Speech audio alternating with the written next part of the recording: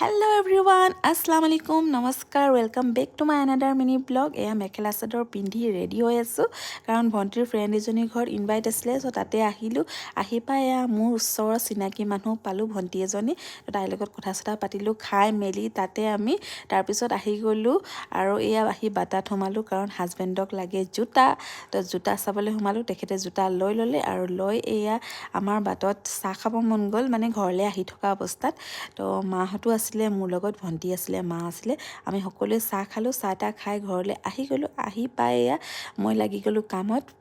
কাৰণ বগৰী আচাৰ অলপ ভৰাব আছিলে মাহীয়ে আনি দিছিলে বগৰী বহুতেই সোৱাদ ইমানেই মিঠা বগৰীখিনি আৰু তাৰ পিছত এয়া নেক্সট দিনাখন আমাৰ মাহঁতৰ ঘৰৰ পিছফালৰ ফিল্ডত ক্ৰিকেট খেল আছিলে আৰু সেয়া চাবলৈ আমি ওলাই গলো এয়া চকচোন পিছফালে ক্ৰিকেট খেল হৈ আছে আৰু ইয়াৰ লং ভিডিঅ' মোৰ দিয়া আছে আপোনালোকে চাব ভাল লাগিলে লাইক কৰিব কমেন্ট কৰিব আৰু